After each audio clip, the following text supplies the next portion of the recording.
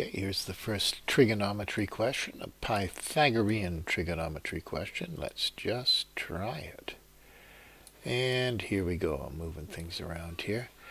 We're given that tangent theta plus root 3 equals 0, and that theta is some angle between 180 and 360 degrees. Between 180 and 360 degrees. Well, if this is 0, there's 180, there's 270, there's 360. So it's got to be somewhere down in these two bottom, the third and the fourth quadrant. That's what this is telling you. Now you've got to solve this. In other words, you've got to subtract root 3 from both sides. Now you know that tangent is negative. So it can't be in the third quadrant where tangent is positive. It's got to be right here in the fourth quadrant. Now you're given that the tangent of the angle is minus root 3 over 1. So tangent is opposite over hypotenuse. Now you can put a 1 always underneath a number. So that means you can fill out part of the triangle. You know that the opposite side, here's the angle down here, but here's your triangle.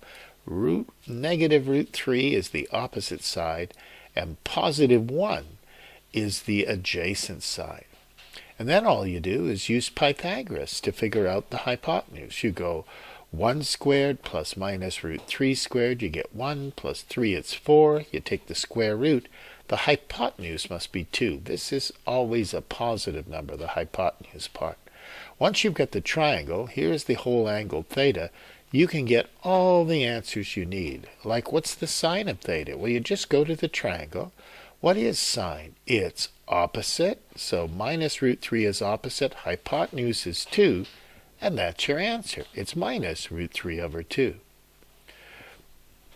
But hang on here. Let's try this next question. The cosine of 90 minus theta. Well, the cosine of 90 minus theta is equal to the sine of theta. Well, that's going to be easier to do because we know what the sine of theta is. It's minus root 3 over 2. So this whole thing here, instead of 3 cos squared 90 minus theta, is 3 sine squared. 3 sine squared theta, which is sine theta times sine theta. It's minus root 3 over 2 times itself. Well, root 3 squared is 3, and negative squared is positive. 3 times 3 is 9. You could type this into your calculator. 2 times 2 is 4. And the answer is 9 over 4. Well, there's the first one. All done. All the work done.